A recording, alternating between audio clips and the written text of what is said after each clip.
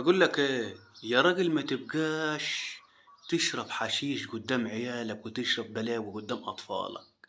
تلف السيجاره وتلف الهباب العالي قدام عيالك اطفالك ده هي، وعايزهم يطلعوا رجالي. يا راجل يا راجل ارحم نفسك، ما تبقاش وحش كده. انت معفن كده ليه؟ يخرب بيتك وبيت بلوتك السود. يا راجل اعدل من نفسك وبطل العفانه اللي انت بتعملها دي. بطل البلاوي اللي انت بتشربها دي يا راجل، وربي عيالك زي الناس. مش تربيهم على الحشيش وعلى الغلب وعلى القرف وعلى السرقة وعلى الهم العالي.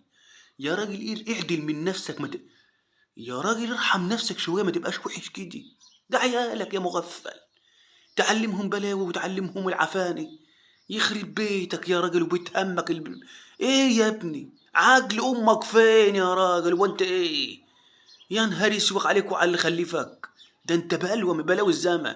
يا راجل اعدل من نفسك يا اخي بص للحلو وتعلم منه، ما تبقاش معفن كده. اعدل من نفسك يا راجل، ما تبقاش معفن. تشرب هباب عالي قدام عيالك اطفال. اطفال يا راجل تشرب قدام منهم بلاوي مهلي. منك لله انت يا اخي، والله منك لله. يا ريت يا جماعه تصلوا على النبي وربنا يهديه، وتشير الفيديو. والسلام عليكم.